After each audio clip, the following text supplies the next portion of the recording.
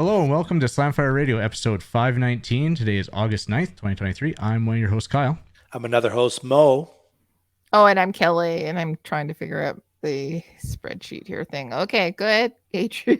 Oh, and I'm Adriel, and I'm just enjoying some factory second white wine. Ooh, Nice. excellent. Kind of hits the spot. Yeah. Kind of disappointing, but kind of hits the spot. Wow. Excellent. Nothing goes to waste, right?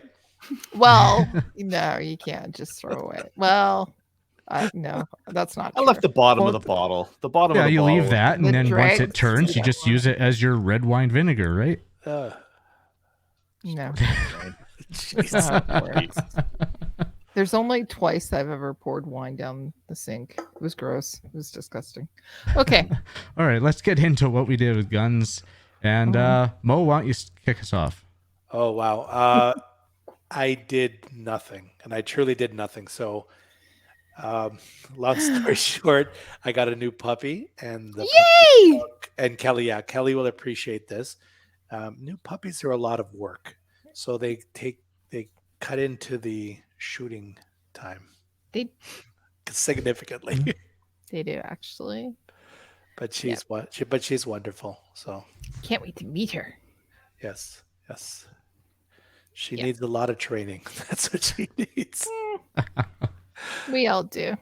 Yeah. No kidding.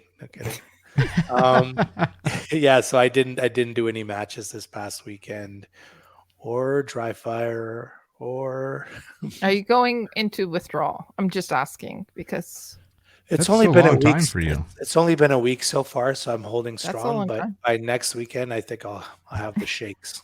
I was going to say, have You're the not shakes gonna- started or the sweats. The sweats. You're not going to practice your dry fire when the dog craps on the rug or anything? No, come on. Adriel. Motion targets and Adriel. everything. Oh my No, god. no, Richard, no small batches of. There's only been small batches of poo. That's all there've been. Okay. So what type of dog is she? She is a sheepadoodle, which is an old English sheepdog and a poodle. That's what she is. Kelly's laughing at the description of your dog. And we're laughing at Kelly. But that's what she is. Are you laughing at my dog? I think she is. Yeah. Yeah, she is. Wow. Oh, wow. I'm Oh, some people. You can make fun of me, but you can't make fun of her. That's just A not cool. sheepadoodle. Yeah. You gonna take her out hunting with Yeah. you? Okay. Oh, and you know what? So she's part herding dog, and she loves to nip. So that's something we have to trade out of her. So Ooh, She heard yeah. like chickens or no, she herds people. okay. Oh, okay. Little people? So take her downtown. Okay, I think I'm done now. I have a cane corse, a bull mastiff cross, and you have a sheepadoodle. What is so funny about that? I don't know. A sheepadoodle. What do you want me to have? A pit bull? I don't understand. Yes. Yes. Yes. She's adorable, She is adorable. I see him. and she's gonna be big. She's not gonna be a purse dog. So Oh, that's good. Well, yeah. not that Okay. I have a purse, but anyways. Okay, I think I'm done embarrassing myself. Kelly, what did you do? Sheepadoodle. But I haven't been on in a couple of weeks. So what have I done? I done several maple seeds. So I did a maple seed at Lower Trent Valley. It was fantastic. It was lovely. It was warm a couple of days beforehand and sunny, and it was the first time we had significant rain. It was on the Saturday, and it was quite cool. So a lot of people weren't prepared for it, unfortunately. So that meant a few people didn't finish the day, but that's okay too. We all had fun. We learned a lot. Also, it was last weekend that I went to Smith Falls, and it was the exact opposite. It was almost 29 degrees and sunny whole entire day. We had so much fun. We had a lot of people out shooting. Sorry, we had a couple of youth shooters, and they were shooting in the high, like 199 one kid that's been shooting for a year, and 12 shot a 199. It was awesome. And what else?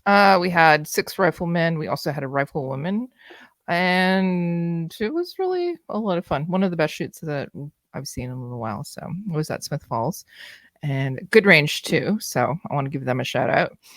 I have been doing a lot with the local range as well. So FRPC, we've had some new shooters that have come in, or not new shooters, new members come in. So I did new members orientation.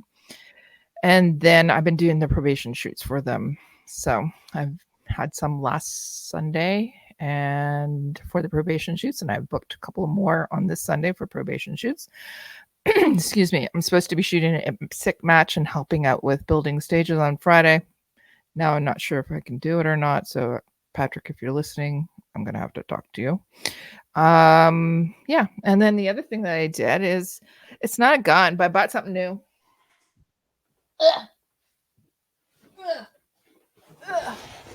Can you see it? It's green. Well, it's in the case and it's green. I bought a new crossbolt. Now, Nice. yeah. Crossbow? Yeah, just crossbow. And let me see. We can't see it because it's camouflaged. No, I know. It's green. And it's a green screen. So An Excalibur. An Excalibur. So I bought it from a family member who doesn't use it or hasn't used it. And it comes with everything. So I have probably about 30 bolts. There we go.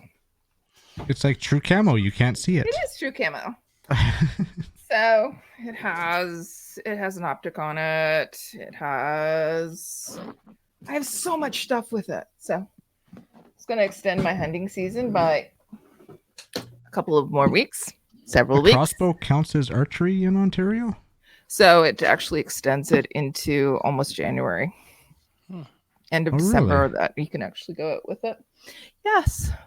So I'm planning to get my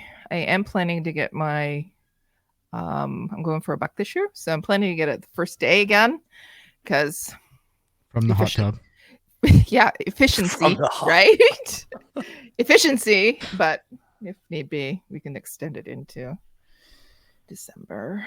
So yeah, I bought that. It was a good deal. Again, well, okay, it was my dad, and he goes, "Do you know anybody who wants one?" I said, "How much?" Then I said, "How much for your daughter, who you love?" So he gave me the dad discount. So Nice. Yeah, I'm excited about that. What else I got going on? Oh, if you haven't already heard, SheShoots was on last night. We did episode 19, I believe it was. So we had Anna McIntosh on. She's the new VP of the women's program for the CCFI. We were talking about getting women into shooting, why it's so important, as well as the calendar fundraiser and how it actually funds thousands of women coming into our shooting sport, and how it's exactly what we need to continue our sport. So it should be supported. With that being said, when the calendar comes out in probably end of October, 1st of November, buy calendar. Support it. You guys do. Well, actually, you don't really, because I send you a calendar, so I buy it. Yeah. But anybody who's listening, for us. Yes. Yeah, anybody that's listening, buy a calendar. Support the CCFR's women's program.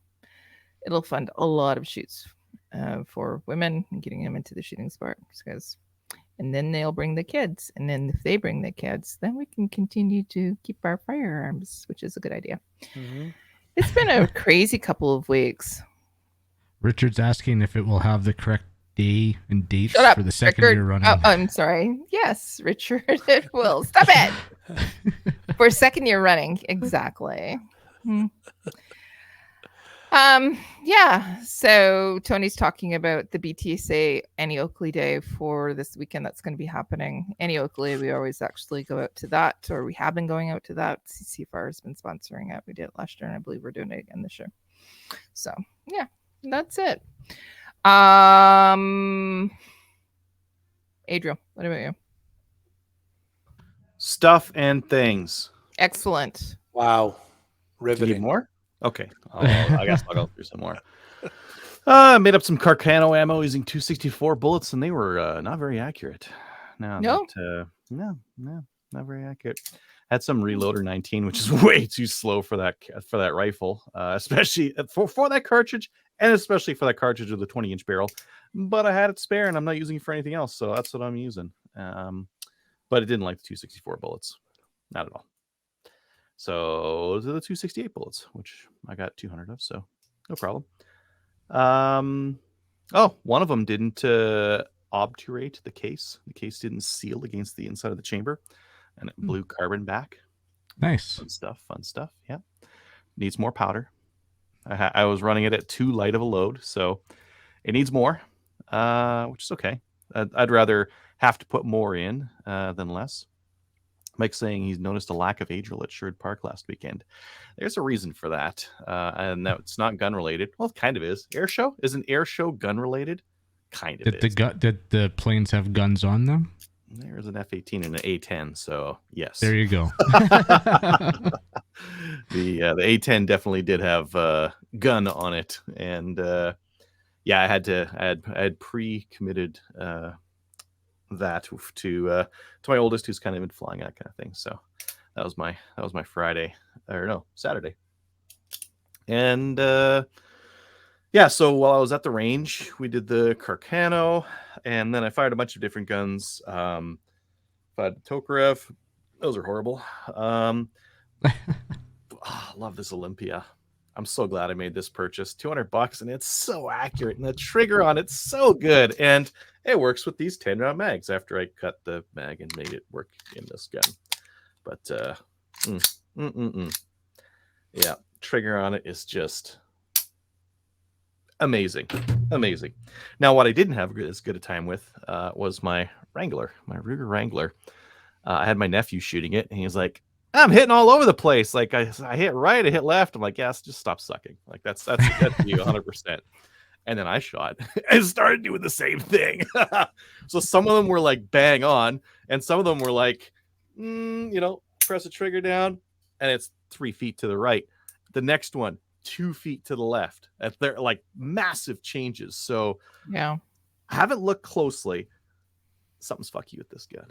I don't think it's the muzzle. I took a look. There's like rifling in there. Maybe it's two-leaded up, but I haven't fired a lot of rounds through it, so I don't think that's it. I don't think that's it either. I was thinking maybe the cylinder. I was thinking the cylinder too.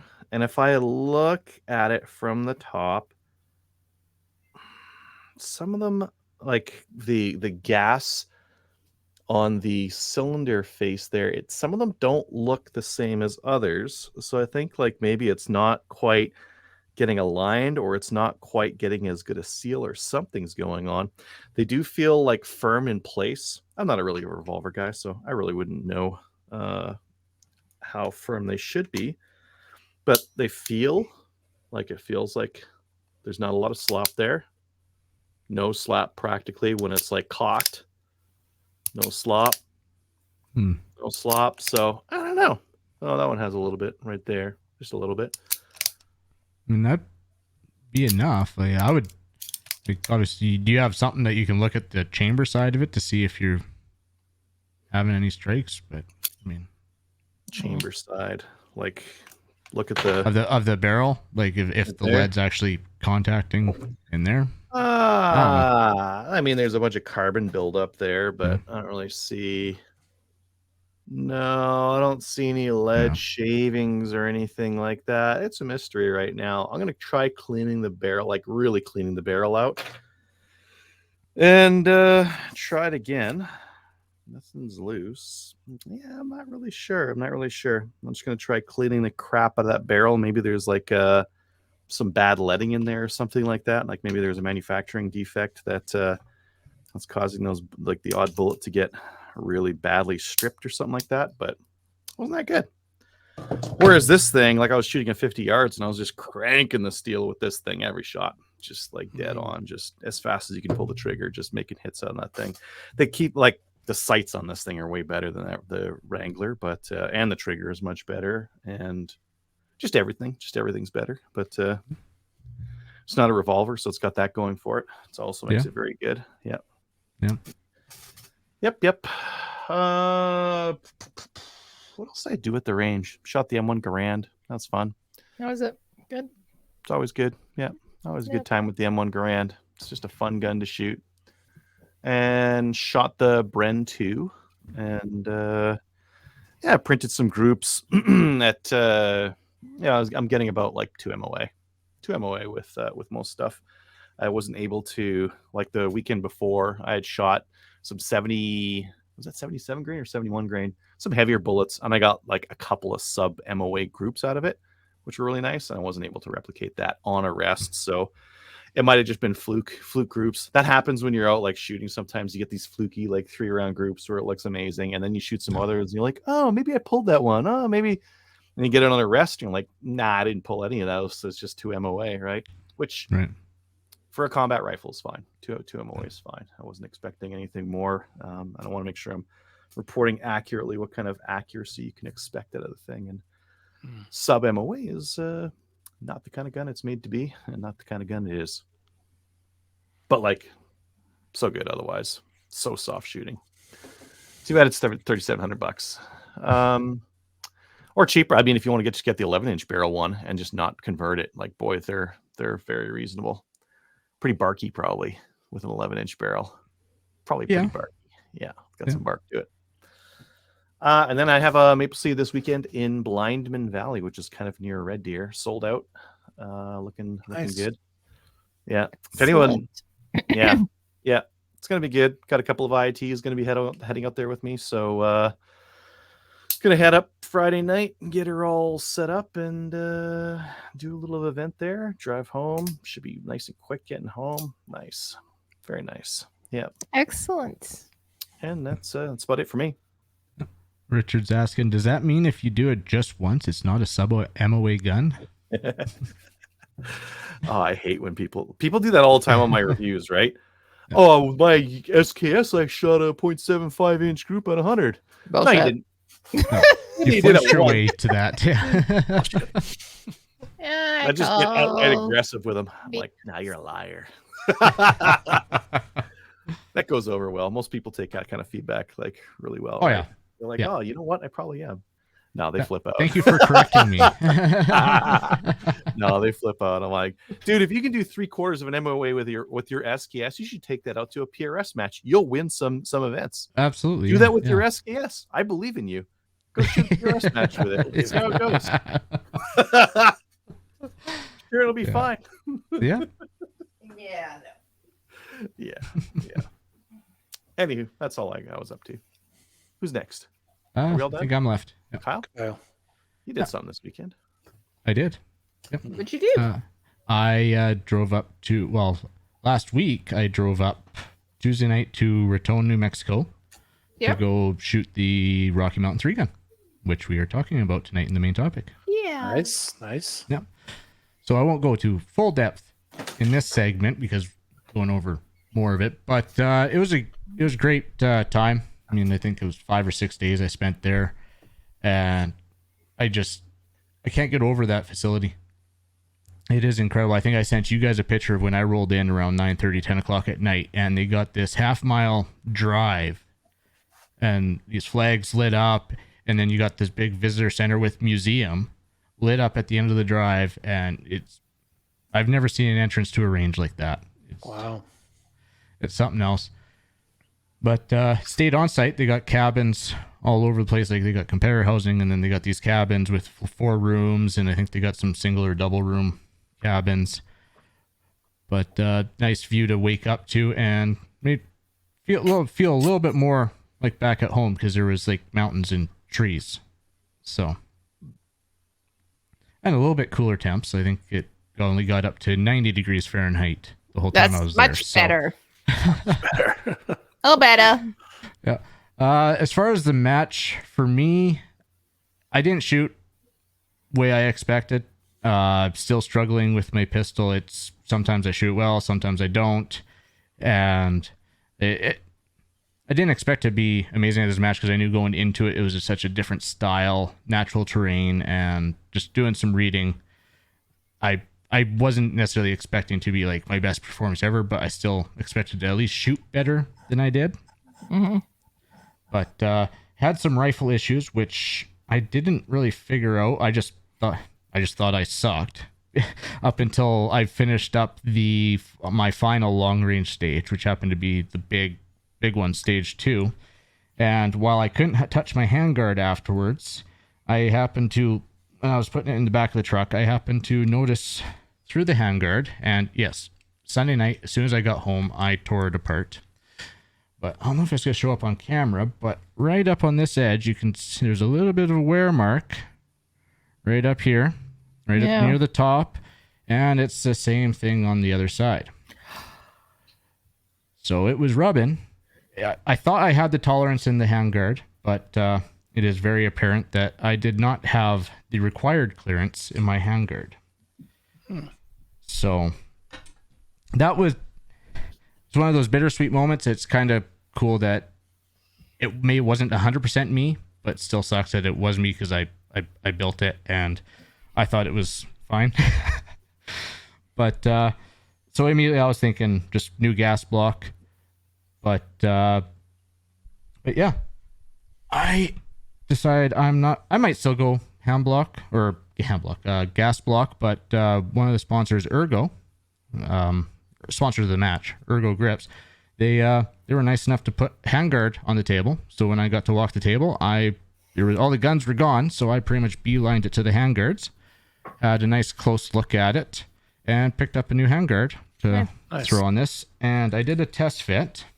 Slide on backwards because it's actually really nice because my muzzle brake fits perfectly in the barrel nut on it. Nice. So I can make sure it's all centered and see that there is significant room all around it. It's still close, but it's enough to try out and actually get out to the range in different positions and make sure. But it definitely has more clearance than that Aero Precision S1. And it actually doesn't feel a whole lot bigger than the S1, even though I really liked the S1's profile. It was nice and slim. I didn't necessarily want the rail 100% down the handguard. And I was going for color match, but the color match didn't even match, so now we're going for contrast.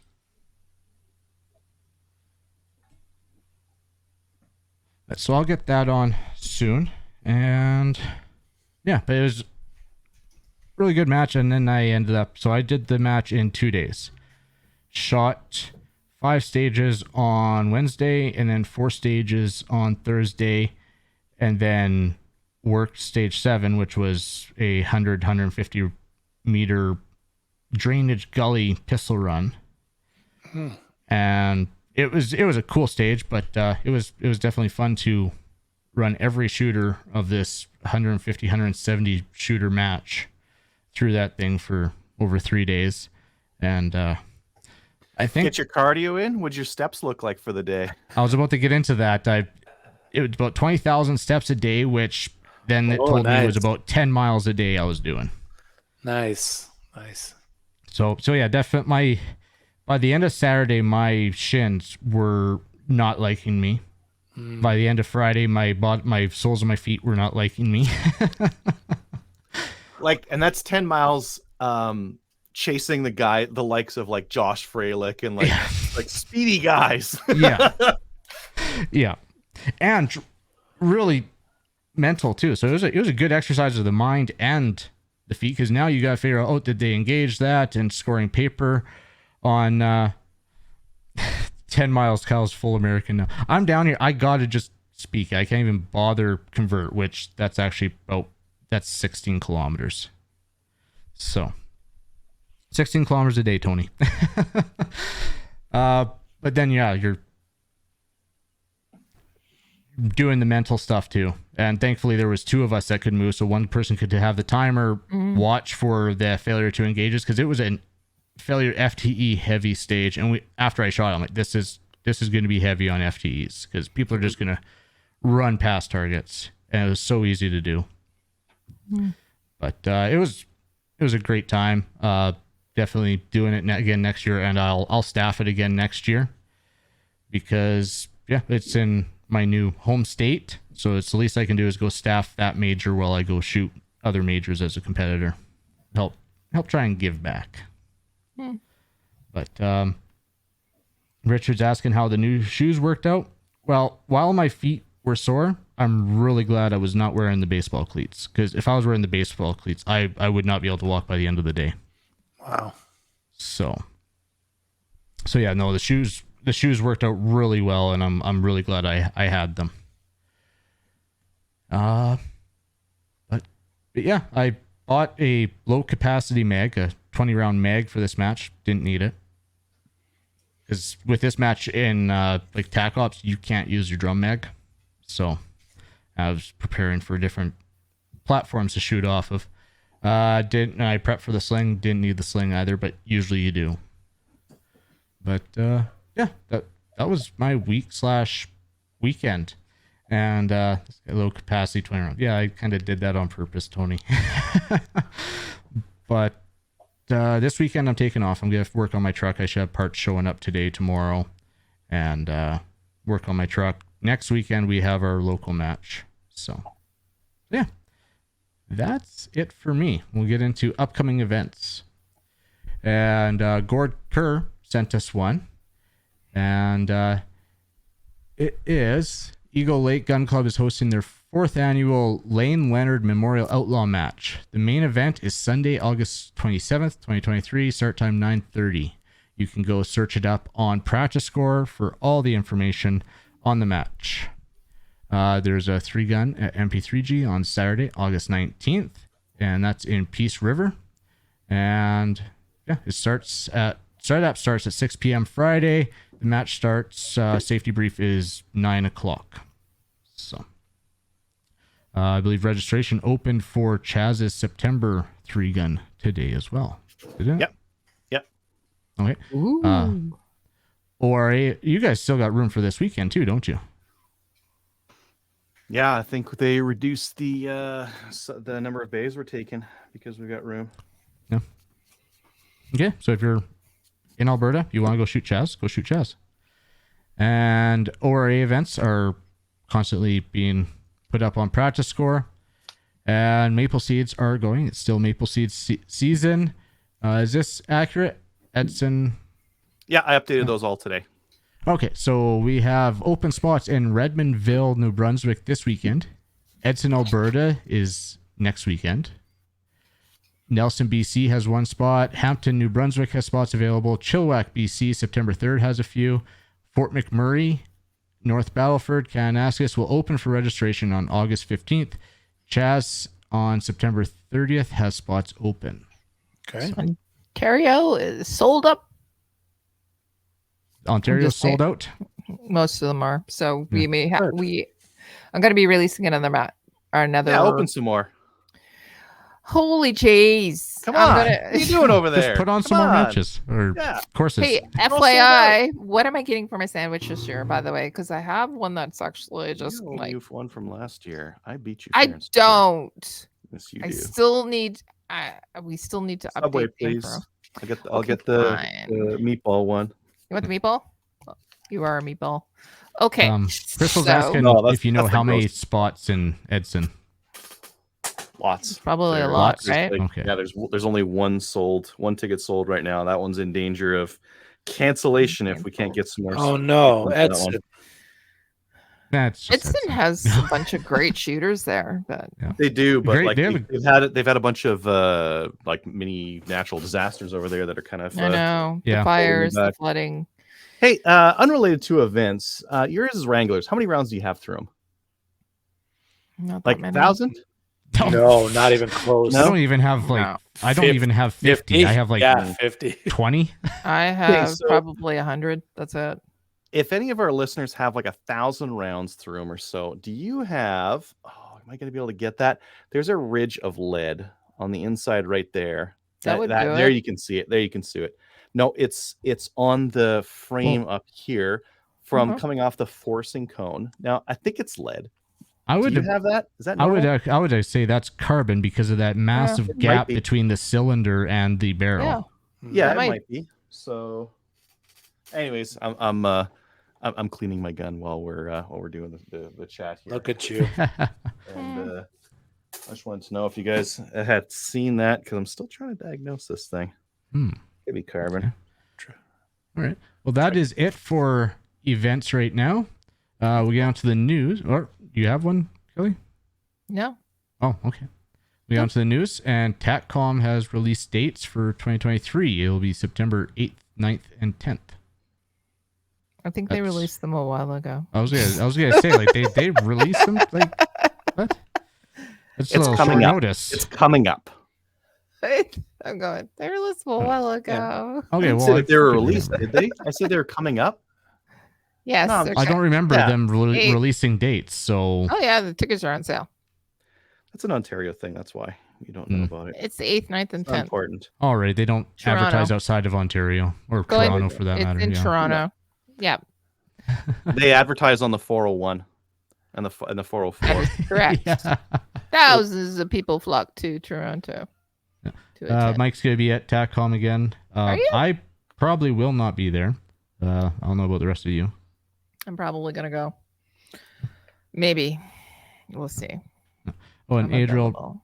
Richard's saying he has over 1,500 rounds on his. He'll check and send pictures when he's home. Wow, what an exact number. I don't have exact numbers for any of my guns. I have Oh, like you don't- approximate like You don't, I you I'm don't, wondering you don't how did log you every get- bullet down range? Adriel? how did you do 1,500 rounds for a Wrangler? I bring it track to everything. family He day. does actually track Track everything. everything. Wow. Does he have spreadsheets for everything? Probably. Wow, Yeah. that's That's Richard. wow. Very thorough. Well, we'll get on I to... bring mine to family days. That's how I got all the rounds through it. I would never put 1,500 round like 6 at a time, push in Yeah. and out. Ugh, never. That's why I got like 20 rounds through mine. I always bring it to range days or to when I bring new shooters to the range and going, here, try this. And then they're doing one at a time. They'll extract it. And then I'm going, let's go look at real guns now. Yeah. Moving on. Moving on. Let's get into this century. 5 minutes shall per we? person to shoot a gun. Yeah.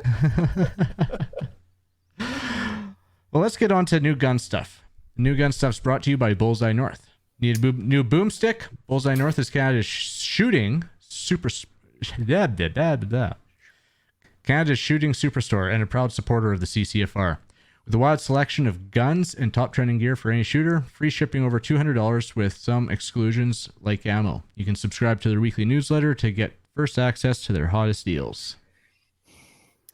And they had a bunch of sales that ended just recently here, but they have the Keltec. Speaking of Keltec, they have the Sub 2000 RDB and KS7 shotgun back in stock. So they're Sub 2000s. Oh, I think Tony was mentioning they had them for $750. These are showing Really? $899. Yes, Had them they on did. sale. Oh, They did. And free They're not on shipping. sale anymore. Yeah, they had them on sale for $750, and I was tempted. they always Yes, get me really good too. deals. I looked. Go and just Mhm.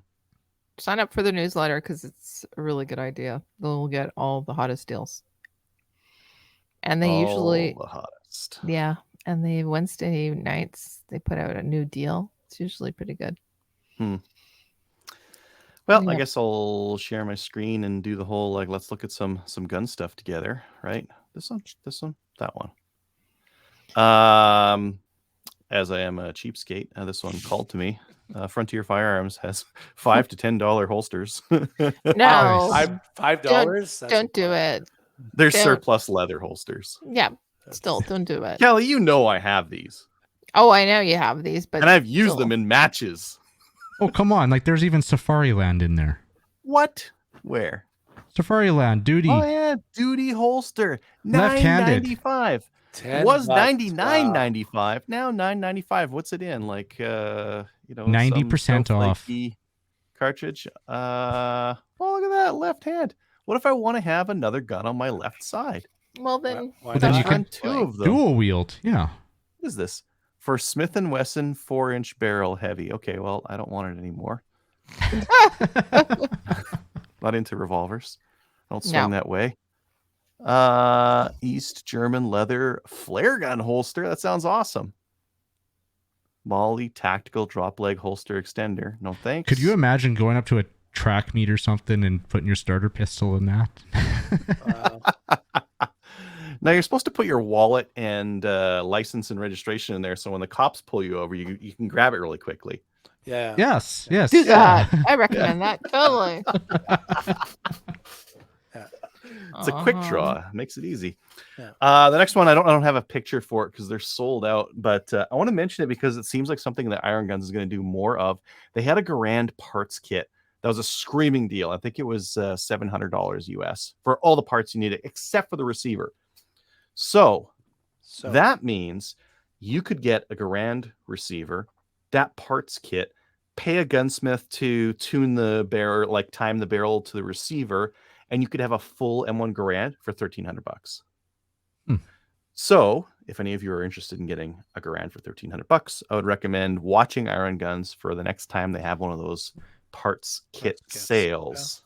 Yeah. And if you want to, gamerize it, it's a kit, so no one should complain when you bubba-ize it for gamer style. Well, if you don't want the 30-06 barrel that it comes with, you could, and it's a used barrel it comes with, you could get like a 308 instead. And then you have all the parts, and you just, M1 Garand barrels aren't that expensive, $350, $400 or so. You can get yourself a brand new barrel in 308 or 30-06 and have something be pretty good. So keep an eye out for those. Just while we're on those ones, I want to just show some Turk shit here. They have the Panzer Arms BP-12. These are the bullpup Turkish shotguns. They have them for $399 US. Either the Panzer Arms or the PW Arms, which look to be the same thing. Slightly different plastic stock on them. But anyways, one's for snow time, for winter time because it's white. Yeah. I need a white gun again. I need to spray paint one of my guns white. I want to. Do you miss your stormtrooper gun? I miss my. Well, I guess it's sitting on the floor right now. But no, something I can actually take out and shoot in snow. Yeah. I guess I could. No one would see it, right? Exactly. What do you have in your hands? Some snow? Yeah. Or take a green screen and paint it green. That works. I'm pretty sure that works. It'll work like Kelly's crossbow tonight. Yeah.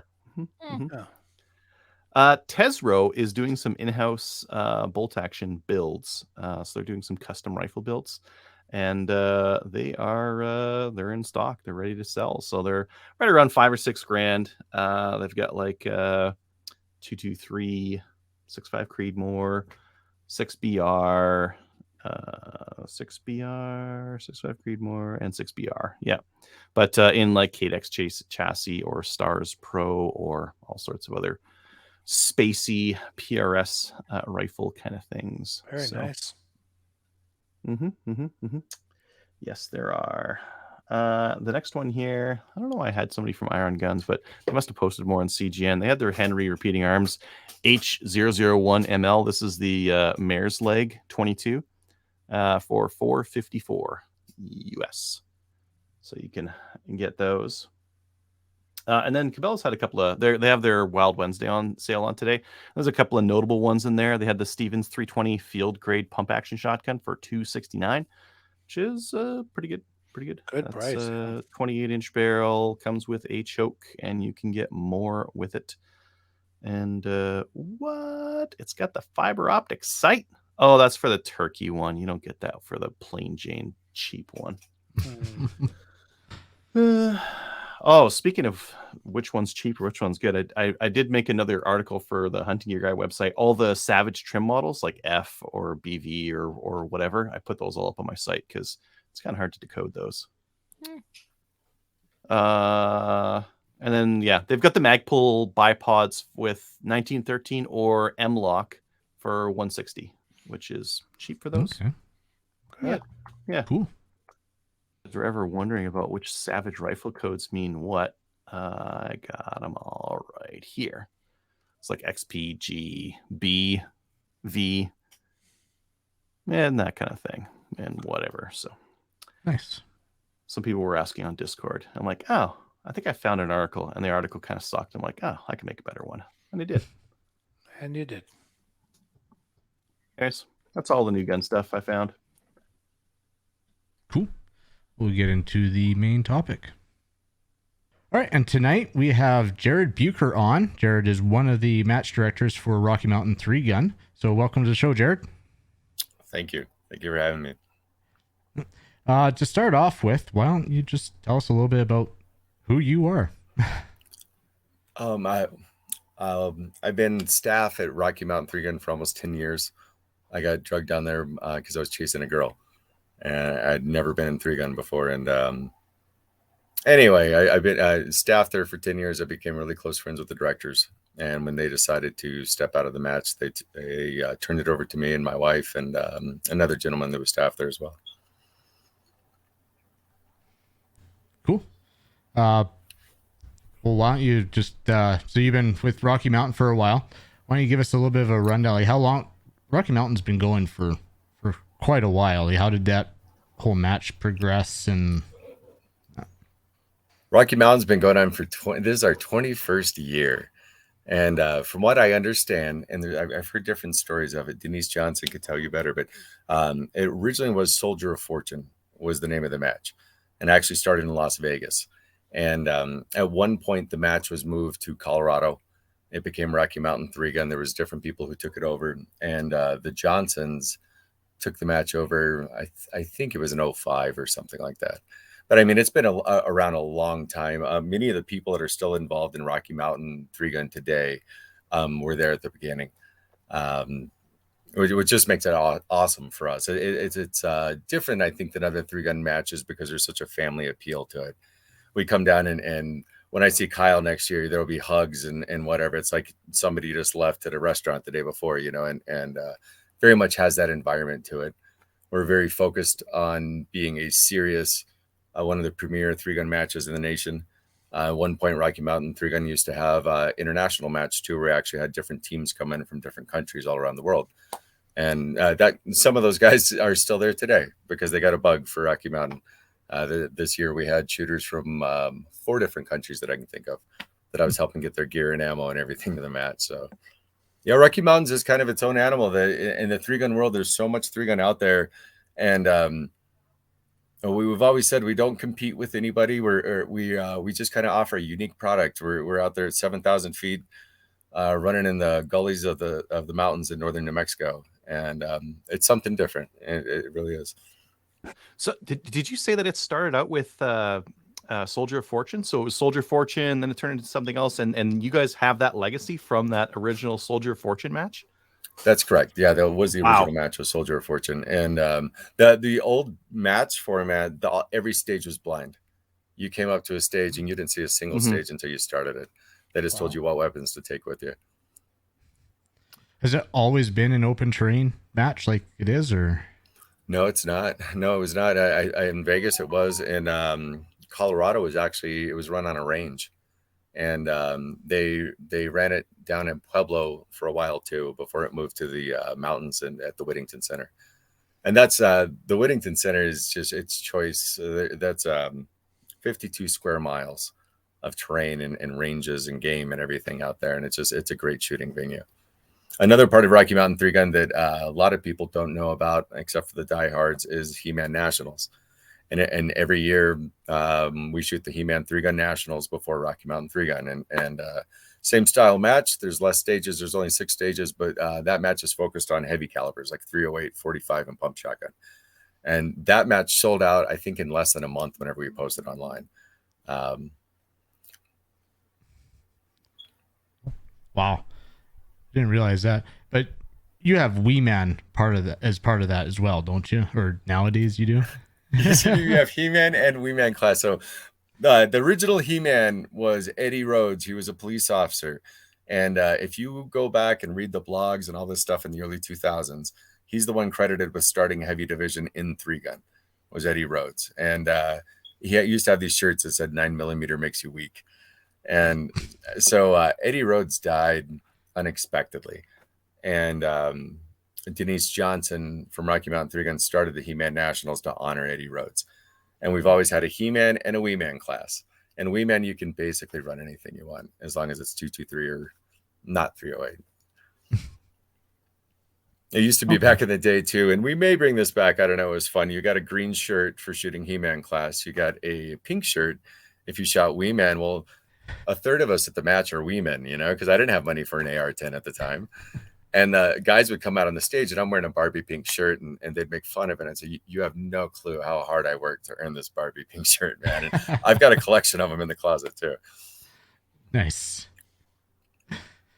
Nice. Well, I guess, yeah. So He-Man Nationals and Rocky Mountain do kind of fall into each other. So I know you guys are already working on next year's match. So like, how much work actually is entailed to put on a match of this caliber? And do you set up for He-Man Nationals and then just carry over to Rocky Mountain, or are they completely different? The work, it takes about a year to put those two matches on the ground. We were already scouting areas for next year before we finished this match. When we finished the match the next day, I was driving around with a range officer, and we were clearing stages and meeting with the center, finalizing our dates. We're already working on sponsorship right now, and we'll go start putting stages on the ground in January for He-Man. We'll have, that takes us a few months to set because there's so many shooting matches that take place at the Whittington Center. There's areas that aren't available to us. So they're shooting a 2 mile long precision match somewhere. We can't access the canyon until the match is over. And so we actually have to schedule our setup times around matches on the grounds. And then we go down and plan trips to go put stages on the ground. We bring volunteers from Philmont and from in town to help us out because it's a lot of work to get those targets up on the mountainside and whatnot. We have different series of backpacks we use, our tactical backpacks that we put targets in, and you'll have somebody carrying up the other parts of the targets, and it's an adventure.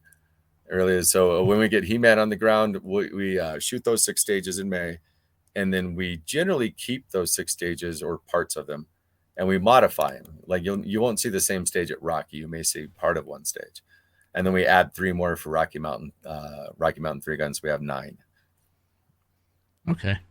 And I mean, just to get the scale, you're hiking targets out a ways, like through the high desert mountains. How far are typically shooting? You guys, I try to keep it within 600 yards if we can. 200 to 600 yards. I want you to be challenged. I want you to bring your rifle skills. And when we shoot bay matches, a lot of times it's lots of fast, up close and personal rifle, and I love that. But everything changes when you get past 100 yards, 200 yards, and oftentimes at Rocky Mountain 3 gun, the most common thing I hear is my scope is off, and your scope probably is not off. You're just, there's some wind out there, or some crosswinds, or some swirling winds, or we actually pick terrain often looking at that. I may give you an up close and personal rifle stage, and everybody misses the targets. Well, it's because the wind swirls through that canyon, and the guys that know how to read wind go out and just rock it. And the guys that don't spend a lot of time out in the prairies or whatnot, they struggle a little more. But hopefully they learn something at the match. Yeah, learn that they gotta go spend some time with their rifle and learn wind calls. They're generally at the 0 range going, I got to go fix my scope. And I say, okay, well, hurry back. They'll go confirm and say, man, it's on. And anyway, it happens every match. So I need to learn how to read wind. Yeah. The IPSCs that were out at like 480 to 500, how big are they?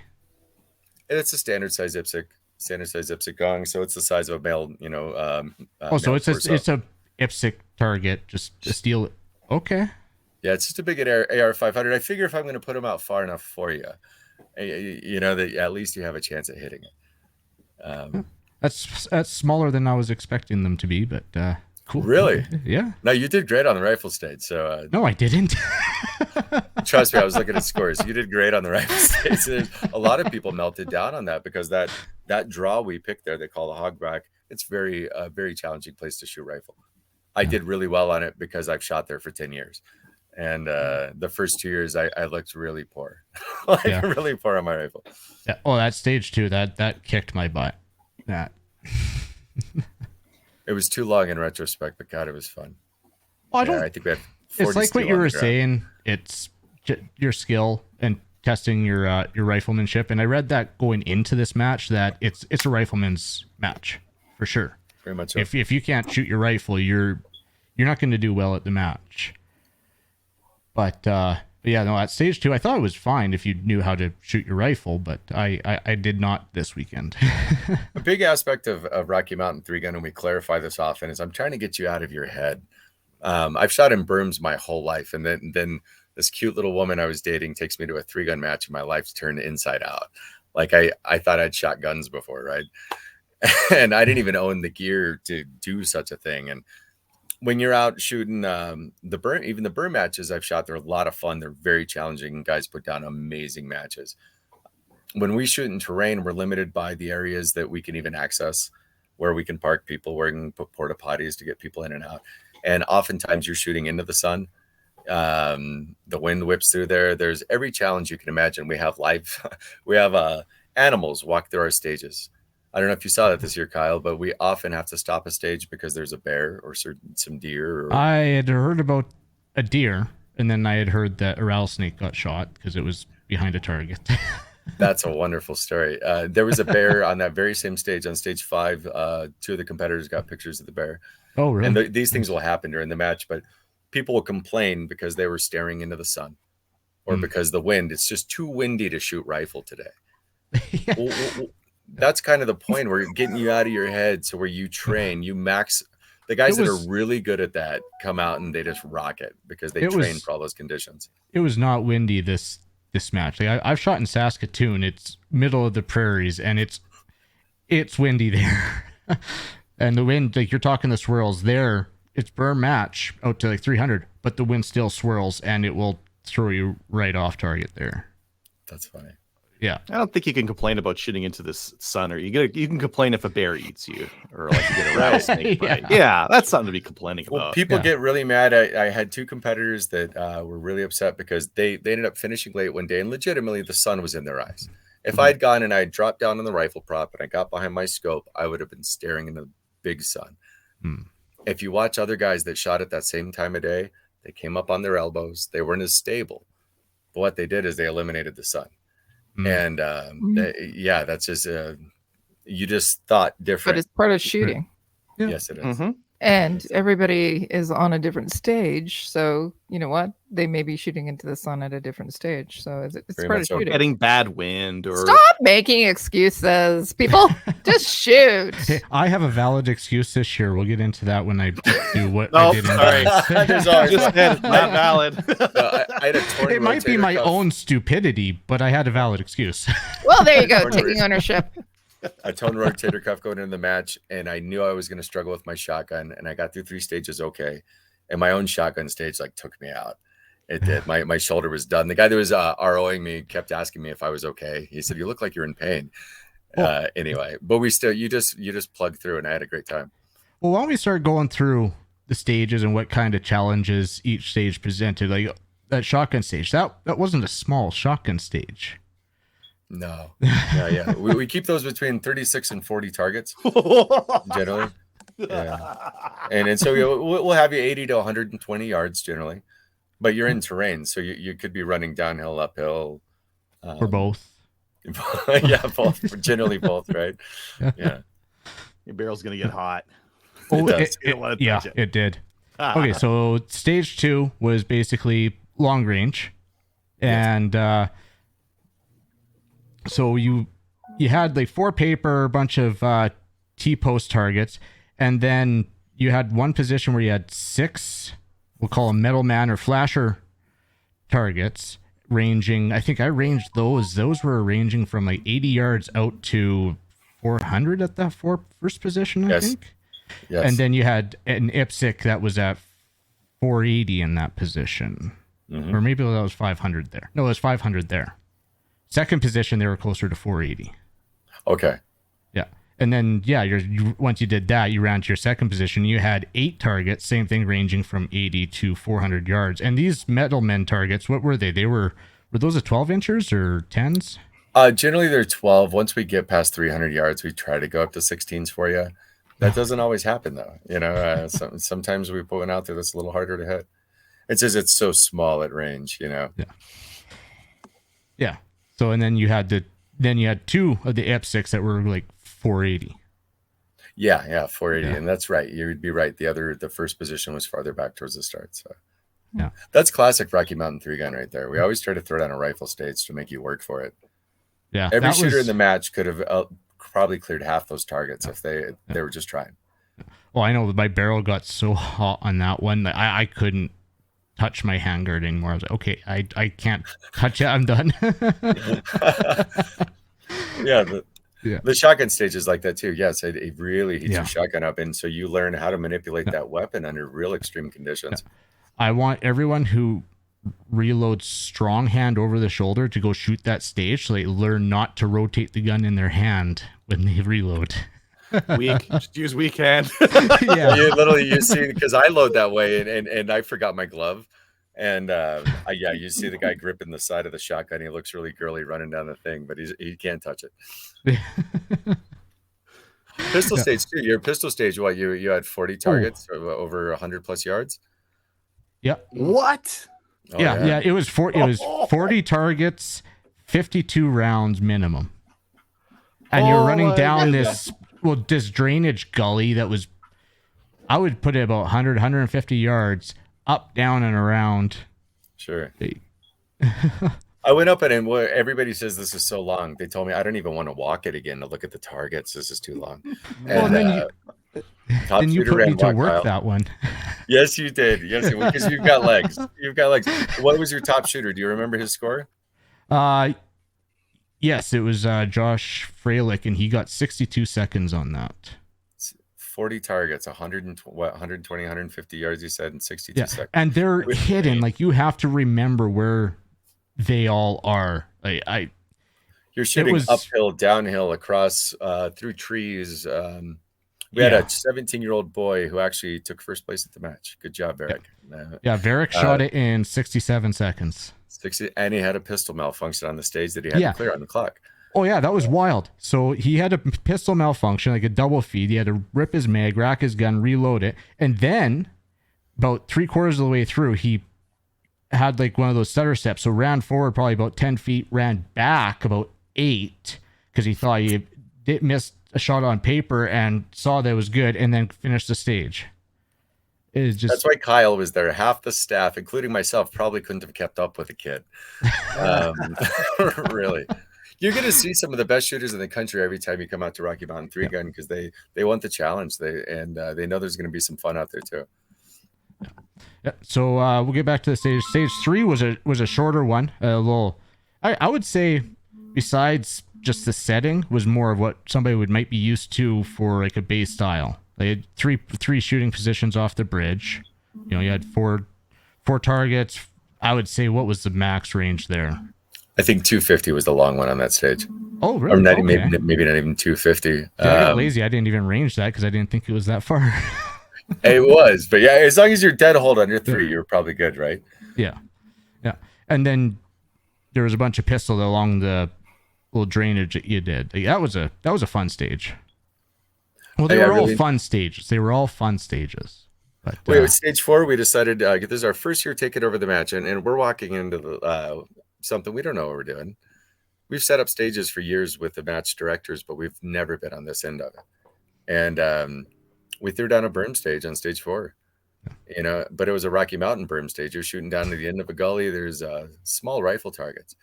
Everything was up close and personal, but you're shooting uphill. The target's only 180 yards out, but it's probably there's a 200-yard climb on that target too. And it makes you shoot. Everybody misses them. They sit down and then they reacquire their sights. They see where they're hitting, and they're able to neutralize them. Yeah. And then why don't you tell us about stage 5? That was another unique setting. One of the great things out at the NRA Whittington Center is there's an old mining town there. It's a ghost town. And there's just there's the ruins of so many buildings. And so this year we shot at the company store. And there's still some walls left from the original company store in Ben Houghton, New Mexico. And we shot through the window of a company store and ran out the door with our rifle. Went down engaging shotgun targets down until you get to a stream bed, and then ran up the stream bed shooting pistol. And that's classic Rocky Mountain there too. Small targets, they're up close and personal up front, and Anyway, I thought that was fun. That was probably our most complimented stage at the match, was the company store this year. That was a fun stage. I guess you should preface all the paper at this match. Those were half IPSC or thirds? That's got to be a third. I was thinking they were third IPSC target. Yeah, like we don't run the big ones out there. We don't, because the weather's so bad. The targets don't even last one day. And we get any moisture out there, and with the wind, when it comes up out there, they just shred the large target. So everything's small. Yeah. Well, I love it because it's like, oh, paper. Yes, I can open up. Oh, it's a 1/3. Okay, maybe not. Yeah. We had a match out there a few years ago. It wasn't Rocky Mountain 3-gun. As a good friend of mine, Greg Greason, put it on, where only A-zone, only headshots or chest shots counted. Oh, didn't matter where else you hit on the target. And that was pistol and rifle. And I thought it was going to be really hard, and it just stopped, and it made every shooter think. And everybody actually ran it pretty well, you know. Yeah. Nice.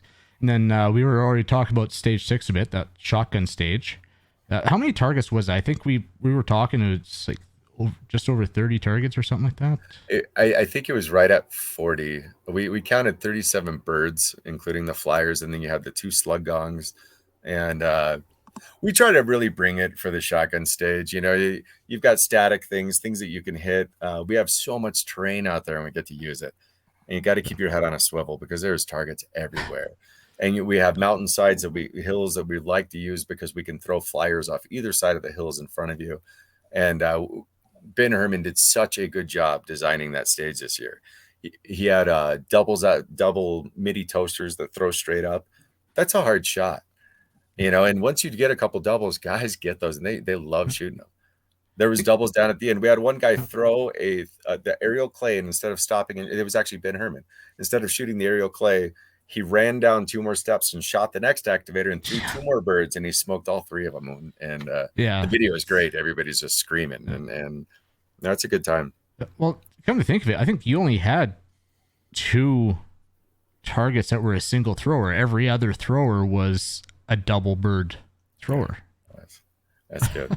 We did that last year. We had done doubles in a while. We did one last year, and people loved and hated it. And I said that's coming back. And then Brian Moffitt designed stage 9, and he had 3 doubles on that stage, which if he told me that on the phone, I would have said that's too much. And I went out and I walked it, and I said, where's my shotgun? I'm going to shoot this thing. This looks fun. Yeah. Okay. So then we talked about stage 7, the pistol gully run. We talked about that one. And then stage 8 was another 3-gun, and that was the other long range stage as well. So walk us through that one. We love shooting that area. We've shot there for a long time, and because there's so many options we can do. So we gave you Metalman targets out in the field, a couple different shooting positions. We gave you another 500 target, and that was a 24-inch plate is what that was at 500. So that's not a very big target. But anyway, so we gave you a 24-inch Metalman at 500, and you started there. You shot your rifle from 2 different positions. You had rifle you take in between too. You know, you go shoot your long range and get you running now. We're going to get you running, shooting stuff up close before you drop down on a not so stable position, and you got to reacquire those targets and get rid of your shotgun or your rifle, draw your shotgun and run up the hill. And that was true. We're trying to make that classic Rocky 3-gun. Running around there, shooting all your birds. You have a slug target there on the end. Slugs are hard, as you see at the match. You know, and get rid of your shotgun, and then you finish on an array of pistol steel and paper. And I love that stage. You're running uphill the entire time. You're gassed when you're done. You're gassed, and it's hard. The terrain, you got to watch your feet everywhere, because there's cactus and everything else out in front of you, and rattlesnakes, as they found on 5. Yeah. And then stage 9. What was that? That one was that was the shotgun pistol, and you had some sporty pistol shots on that one. Well, actually, you had some sporty pistol shots throughout most of it, but that one definitely had some sporty pistol shots. It did. Yeah, Brian Moffitt, he brought that stage. He was trying to challenge you guys on them. They're right there in front of you, but you have to stop and aim after you've been running for the last 30 targets, you know. And it's good. It slows you down. We actually had a DQ there because somebody was going so fast. He turned back on one that he had already shot even. Yeah, because I think, what was the farthest pistol? Something like, it had to have been like 40 yards or something. I wouldn't have said it was about 40 yards. We finished that on an array of we call them the ABC targets, and Yeah. there was 5 ABCs you had to engage out to 40 yards. Yeah, I think those are about 2/3 IPSC. Yes. size, I think. Yeah. Yeah. Sounds right. Yeah, we And then use I those as kinda- rifle targets a lot too, Kyle, and we put those out because we can put them up on hillsides, on hangers. You can't set normal target stands up. You're putting them on a mountainside or something, and so you have to get crafty when you're setting Yeah. targets sometimes.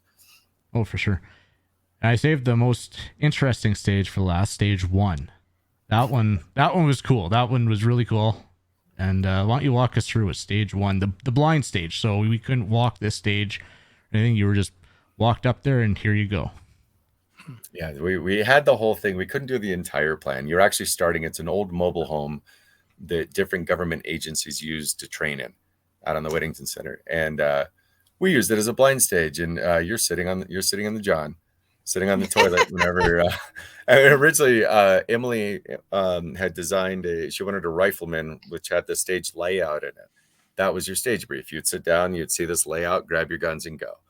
And we couldn't make it work on a major level, so we decided to walk up and have an RO walk you every time. But that stage was fun. We brought you in, we sat down, you got very little direction, and we had color-coded windows, and we made it easy. When the timer went off, you entered a hallway, you loaded your pistol, and first window's red. You shot all the red targets. We will not tell you how many there are. We'll tell you if you've engaged them all if you ask, but the RO just stays silent. And then you run to white, and then you run to blue, and you ditch your pistol, and you grab your rifle, and you run out into the living room of the mobile home, drop down on one side, and you're engaging metalman targets up on the hill out to about 250, 260. And then you'd run to the other side of the mobile home, and you had some up close and personal rifle targets out to, I think, about 70 yards. Maybe they're closer than that. But and then you ran to a bedroom, again with your rifle, shooting your AR out of the mobile home window at your last target. Got rid of your rifle and take off running out the front door where you grab your shotgun. Or if you're Matt Beck, you jump off the stairs and you run by the first 2 targets. But I have to give Matt a hard time for that because he did such a good job. He missed 2 targets. But then you proceeded down a path engaging shotgun targets, which finished on a slug. And the best part of that stage for me is that it was blind. Everybody, they get so nervous, and you have so many people that really, really good accomplished shooters in 3-gun that don't want something like that because they can't have a stage plan. Yep. There's nothing to it. You can't game it, and every one of those guys, there was exceptional times on that. It took longer to go sit them on the toilet than it did to have them run the stage. I know that was my best stage. I think I got a 7th place finish in my division on that one. Oh, good job. Good job. And I do owe you an apology for body checking you after ditching my rifle. Oh, it's okay. Yeah, no, it's good. It's all part of the job. Yeah, ask what was it? Our RO on 6 on the shotgun stage got body checked several times when someone had to run back for a mag, and the guy actually tripped on the stage. I think he did a somersault, and the clock came flying out of his hand while open shooter's running.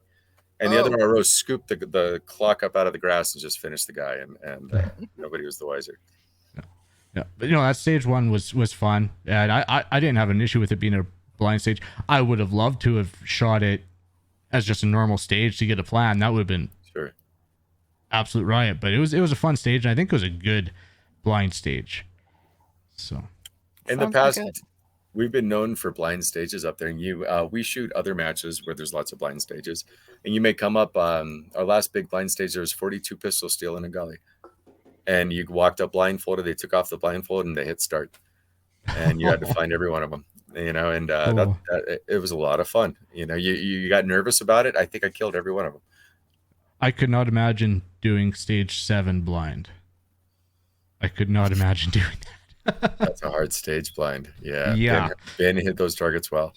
Yeah. Which makes you stop and acquire your sights and really shoot at them, And Oh yeah. Yeah, it's funny. You're second guessing. Did I get that one? right. That was in a winding gully, guys. You literally ran down a hill, up a hill, down a hill, and you dropped into this winding gully. And it was partially uphill, but the targets were everywhere from in front of you to on either side and up on the mountainside as you're running by. And it was a challenging stage. We already talked a little bit about the Whittington Center, but like the grand scale, I know when I got pulled in, I got told it was over 30,000 acres, and the security was sure to tell me that it was like the largest public range in the world.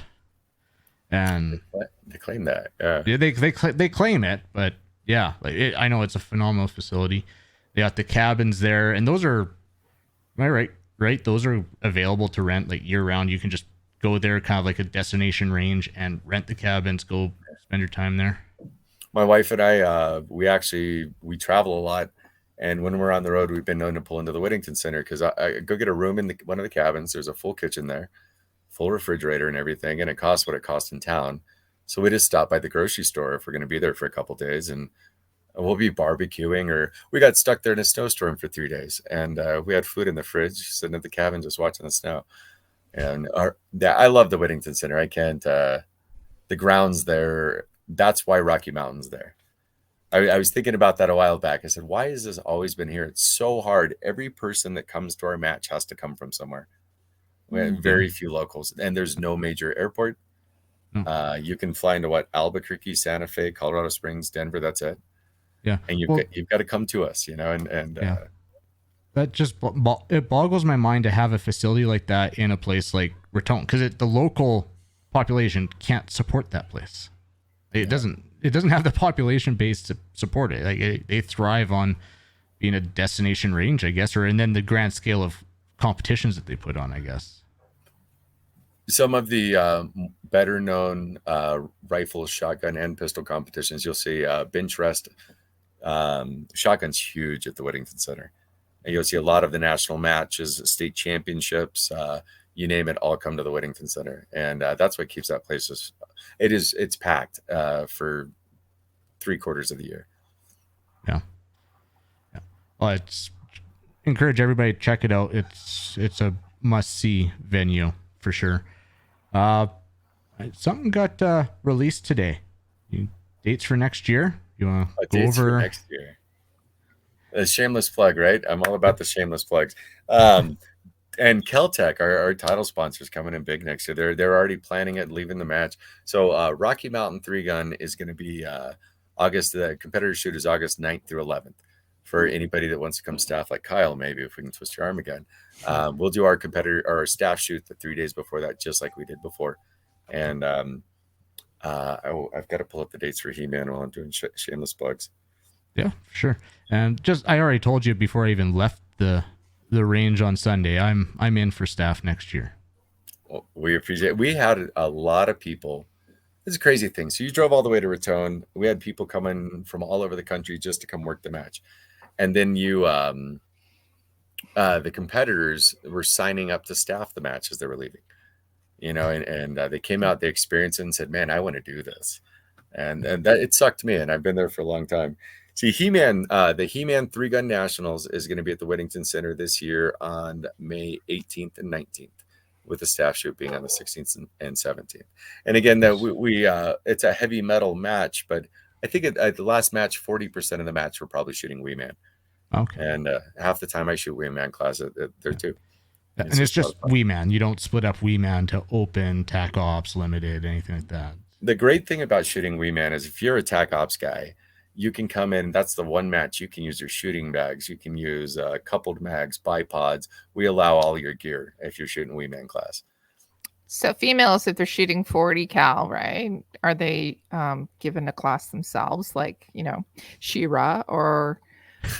I'm so happy you said that. My wife so wants to call it She-Ra class. It's Lady He-Man, and keep in mind the He-Man was it's for the guy. He's it's called She-Ra. But yeah, Emily wants it to be She-Ra, and it was. In fact, we have a woman that shoots Lady He-Man that is just as good as any of the men on the grounds. Most of the time, she's there. Yeah. Yeah, we have a large group of women and junior shooters at both of those matches. That just makes us smile. That's awesome. Okay. Well, I'm gonna give you a chance to do some shows, but first off, I want to thank you, Jared, for everything, for letting me come up, staff the match, and feeding me, providing room for while I was working, everything. It was a heck of an experience, and like I said, I'm in for next year. I love that. Hey, so our match dates are posted for next year. We're looking for staff. It's one of the funnest things you can do, and you get to see some of the best shooters in the world. And what we do for our staff is they get to shoot the match early. We pay for their rooms at the Whittington Center the days that they're working for us. We cover their lunches and their dinners the entire time. And we always work with our sponsors. Vortex is one of the best at providing us stuff for our staff. and Vortex brought us binoculars, Razor binoculars for staff member at one match, Furies at another match, and they donated a beautiful Razor scope, $3,600 scope, to raffle off for a junior program at the Whittington Center. But anyway, our dates are up. We're looking for staff.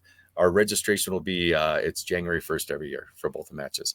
And sign up quick. Last year we sold out Rocky Mountain 3-gun in a few weeks. How And much we is were it on a to sign up? How much is I'm it sorry? to sign up? How much is it to sign up? We haven't posted our rates yet for next year. They're going up Okay. a little bit because the rooms at the Whittington went up a little bit on us this year. But He-Man's more than likely it's going to be $250 for He-Man, and it's probably $375 for Rocky next year. Okay. And as part of that, and that's for the competitors fee. If you come out as staff, you pay for your room the 2 or 3 days you shoot, and then we take care of you the rest of the time. We even feed you while you're shooting. So Nice. and shameless plugs. I can't say enough about our sponsors. Keltec, Ergo Grips is their 25th year, and Ergo's been at the match longer than anybody. And if anybody hasn't seen Ergo Grips, you need to go check them out. But Ergo Grips, Armispec, Mossberg, Springfield, JP Rifles, King of the Mountain. We had so many wonderful guys come in, and there's so many. I'll forget most of them if I try. But just thank you to our sponsors, and they're the what makes that happen for us every year. You do it, and if you're wondering who sponsored the match, you guys do a good job of posting up on Facebook on all the sponsors and putting them all up. I know the last couple of days you guys have been posting stuff up on that.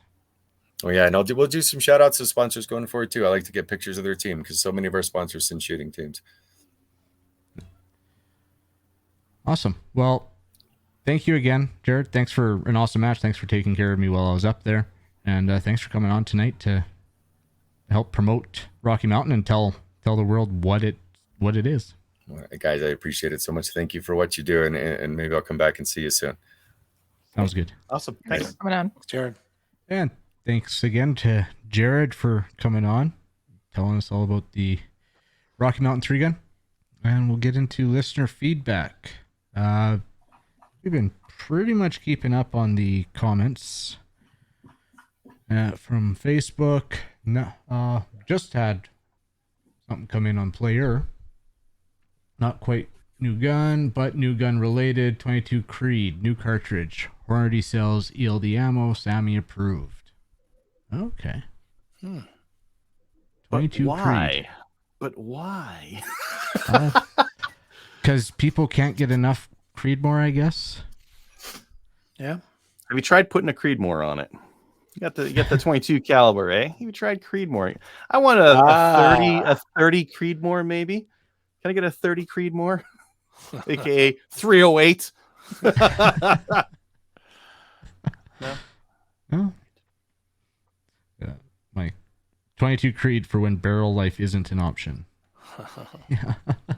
Well, the thing is, like 223 already sends 22 caliber bullets pretty fast, and it's inexpensive. So if you want to like crush some gophers or like do some damage on a beaver or something like that, like 223 is fantastic, and it's cheap.